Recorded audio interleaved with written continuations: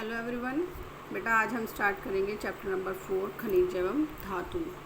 तो इसमें हमारे कौन कौन से टॉपिक रहेंगे। पहला है खनिजों का सामान्य पहचान कि खनिज क्या होते हैं। उसके बाद धातु और धातुओं में के भौतिक गुण कौन से हैं, रासायनिक गुण कौन से हैं, धातुओं और धातुओं के उपयोग क्या क्या है, धातुओं का संक्षारण कैसे होता है, क्या कारण है और क्या उसका समाधान है।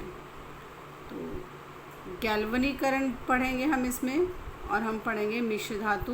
मिश्र धातु की क्या विशेषता है और उसकी क्या उपयोगिता है। तो हमारे चारों तरफ बेटा बहुत से ऐसी चीज़ें हैं जो धातुओं से बनी होती है। जैसे आप घर में यूज़ करते हो चाकू, बर्तन, पीतल के बर्तन, तांबे के बर्तन, लोहे के बर्तन, स्टील के, तो ये सब धातुओं से ही बनी होती हैं। कई ऐसे यंत्र भी होते हैं जैसे हथौड़ा हो गया, कुल्हाड़ी हो गई, ये भी सब जो है धातुओं से बनती हैं। तो ऐसी कई वस्तुएं हैं जो धातुओं से बनी होती हैं जिनको हम यूज़ में लाते हैं। तो ये धातुओं का जो स्टार्टिंग हुआ था, ये कब हुआ था? ताम्र युग से हुआ था। ताम्र युग उसको क्या कहा जाता है? जब मतलब जो विकास हुआ था धातुओं का, वो ताम्र युग माना जाता है कि उस टाइम पे ज़्यादा विकास हुआ। ताम्र यानी कि तांबा, मतलब उस टाइम पे तांबे का उपयोग ज़्यादा होता था। तो ताम्र युग का मतलब है कि इस युग में तांबे से बनी वस्तुओं का और अस्त्रों शस्त्रों का निर्माण हुआ था। उसके बाद धीरे धीरे दूसरी धातुएं भी खोजी गई। तो जब लोहे की खोज हुई तो लोहे की खोज ने औद्योगिक क्रांति को जन्म दिया, क्योंकि उससे हम बहुत सारी वस्तुएं बनाई गई। बर्तन, आभूषण, विद्युत के उपकरण, यातायात के साधन, सभी में जो है धातुओं का प्रयोग होता था। तो लोहे की खोज ने जो है जीवन आसान कर दिया। तो जीवन में ऐसा कोई भी क्षेत्र नहीं है जहां हम धातुओं का उपयोग नहीं करते, चाहे वो प्रत्यक्ष रूप से हो या फिर वो परोक्ष रूप से हो, धातुओं का उपयोग ज़रूर होता है। तो प्रकृति में उपलब्ध जो खनिज होते हैं उनसे हम धातुएं निकालते हैं। धातुओं का निर्माण बहुत ही जटिल प्रक्रियाओं से होकर होता है, जिसमें बहुत से भौतिक और रासायनिक परिवर्तन उसमें होते हैं, तब जाकर हमें वो धातुएं प्राप्त होती हैं। तो प्रकृति में केवल कुछ ही धातुएं ऐसी हैं जो मुक्त अवस्था में पाई जाती हैं, यानी कि हमें आसानी से मिल जाती हैं। वो किसी न किसी यौगिक के साथ या किसी न किसी दूसरे तत्व के साथ जुड़ी नहीं होती। तो जैसे उदाहरण के लिए सोना हो गया, प्लैटिनम हो गया, ये जो धातुएं हैं धातुएं तत्व के रूप में पाई जाती हैं, मुक्त अवस्था में होती हैं, यानी कि किसी यौगिक के साथ कम होती हैं। तो ज़्यादातर जो धातुएं होती हैं वो प्रकृति में यौगिक के रूप में पाई जाती हैं, यानी कि किसी न किसी के साथ संयुक्त रहती हैं, जुड़ी होती हैं। यानी कि 2 या 2 से 3 धातुएं या धातुएं जो हैं आपस में जुड़ी रहती हैं, फिर उनसे हमें धातुओं को निकालना होता है। तो वो जो 2 या 2 से 3 धातुएं जो आपस में जुड़ी होती हैं उनको हम खनिज बोलते हैं। वहाँ से जो है हम धातुओं को प्राप्त करते हैं। तो सबसे ज़्यादा जो धातुएं हैं वो ऑक्साइड के रूप में पाई जाती हैं, कुछ ऑक्साइड के रूप में पाई जाती हैं, कुछ सल्फाइड के रूप में पाई जाती हैं, कुछ सिलिकेट के रूप में पाई जाती हैं, और कुछ कार्बोनेटों के रूप में भी पाई जाती हैं। उसके बाद है कि खनिज पदार्थ जो है, खनिज हमारे प्राकृतिक पदार्थ के रूप में कैसे हैं। तो हम जो फल और सब्जी आदि काटते हैं, आपको पता है चाकू से काटते हो या लकड़ी काटने के लिए आप कुल्हाड़ी का प्रयोग करते हो। तो ये जो चाकू और कुल्हाड़ी होते हैं ये कैसे बने होते हैं? धातु से बने होते हैं। ऐसे ही आपने अपने घरों में देखा होगा, जो बिजली की तारें होती हैं हमारे घरों में, जिससे हमें बिजली मिलती है, आपूर्ति होती है बिजली की, तो वो बिजली की जो तारें होती हैं उनके अंदर भी धातुएं ही होती हैं। तांबे की तारें होती हैं या फिर उसमें सिल्वर की, एल्युमिनियम की तारें जो है वो यूज़ की जाती हैं। तो क्या आपने ये सोचा है कि वो लोहा या तांबा या एल्युमिनियम जो है वो कहाँ से प्राप्त होता है? तो ये जो है ये हमें खनिज पदार्थों से प्राप्त होते हैं, क्योंकि खनिज पदार्थों में बहुत मिक्स होती हैं सारी धातुएं, 2-2, 3-3 धातुएं जो है मिक्स होती हैं। उनसे फिर हमें धातुओं को निकालना होता है, जिसमें हमें बहुत ही जटिल प्रक्रियाओं का सहारा लेना पड़ता है।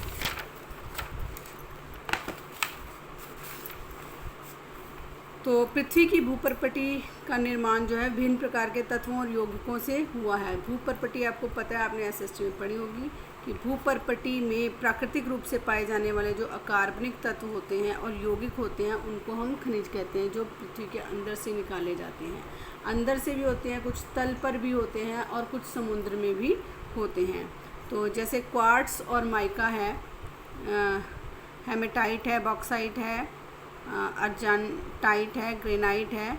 इनके अतिरिक्त और भी बहुत सारे खनिज हैं जो प्रकृति में पाए जाते हैं। चट्टानें जो हैं, आपने सुना होगा चट्टानों का नाम। तो चट्टानें जो होती हैं वो मुख्यतः किससे बनी होती हैं? सिलिकेटों से बनी होती हैं। तो पृथ्वी पर जो है बहुत सारे खनिज पाए जाते हैं, लेकिन ये खनिज कहाँ पाए जाते हैं? खनिज देखो, मैंने अभी आपको बताया कि पृथ्वी के तल पर भी पाए जाते हैं, भूपर्पटी में भी पाए जाते हैं और समुद्र में भी पाए जाते हैं। तो सोडियम क्लोराइड, सोडियम आयोडाइड और सोडियम आयोडेट जैसे जो खनिज पदार्थ हैं वो समुद्री जल में पाए जाते हैं। खनिज धातु तथा अधातु दोनों प्रकार के हो सकते हैं। कुछ धातुएं, कुछ खनिज ऐसे होते हैं जिसमें सिर्फ धातुएं ही होती हैं, कुछ खनिज ऐसे होते हैं जिसमें धातु और अधातु दोनों होते हैं। तो स्फटिक, क्वार्ट्ज, अभ्रक ये जो है ये अधातु के खनिज है, यानी कि अधातु के खनिज भी हो सकते हैं, धातु के खनिज भी हो सकते हैं और इन दोनों के मिक्स भी हो सकते हैं, इनमें धातुएं भी हों और अधातुएं भी हों। तो खनिज धातु और अधातु तत्वों के यौगिक भी हो सकते हैं। जैसे बॉक्साइट है, बॉक्साइट में देखो यहाँ पे एल्यूमिनियम भी है, ऑक्सीजन भी है।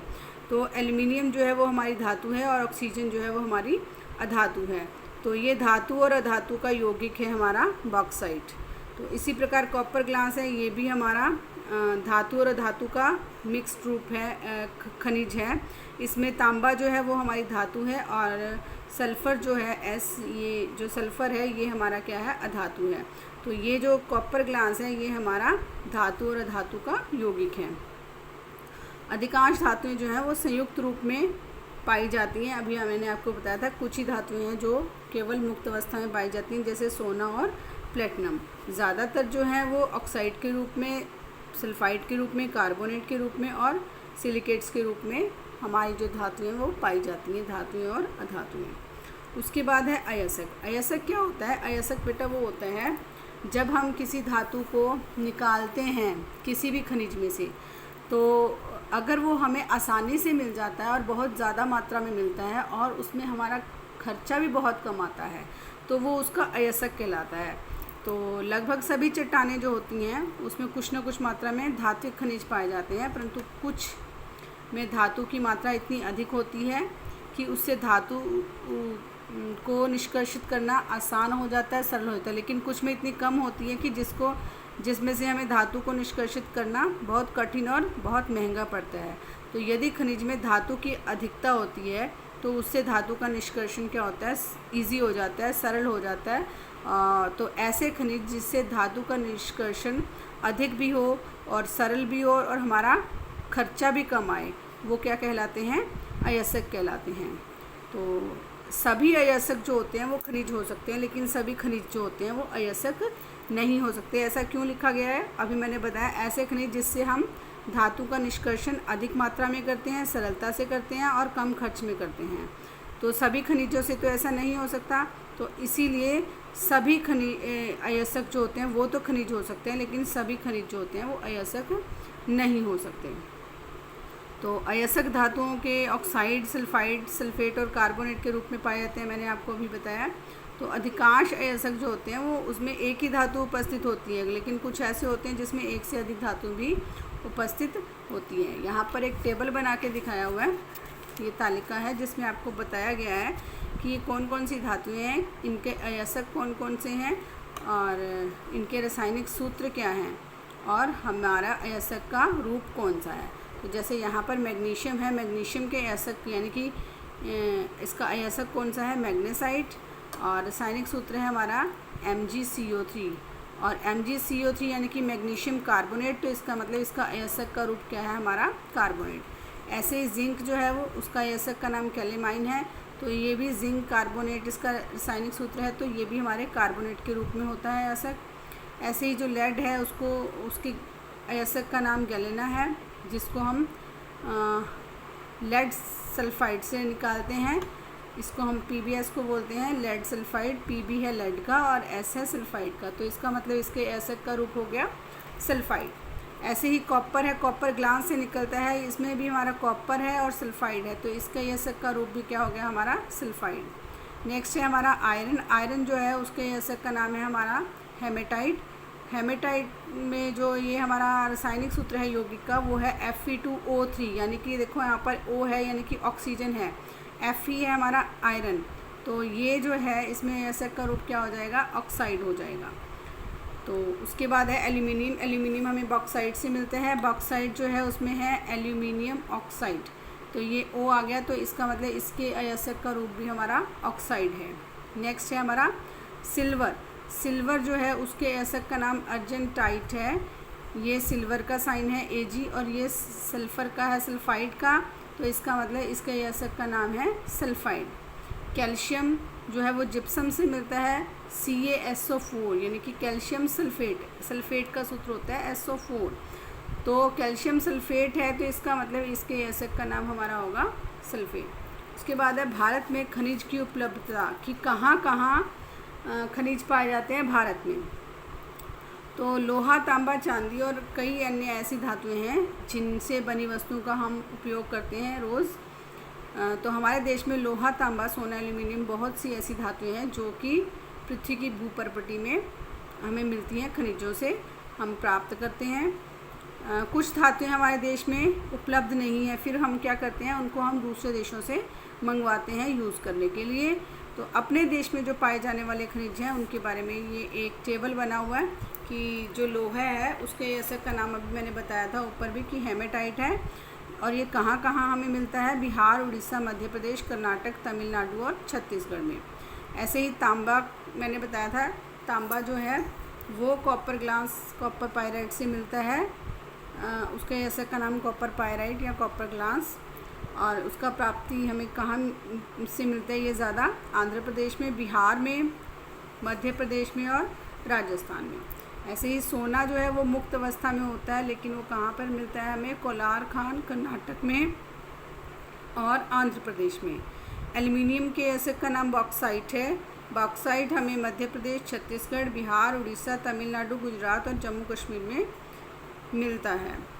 कैल्शियम ये हमें चूने के पत्थर से मिलता है, अयस्क का नाम है चूना पत्थर, और यह सभी राज्यों में पाया जाता है संगमरमर के रूप में।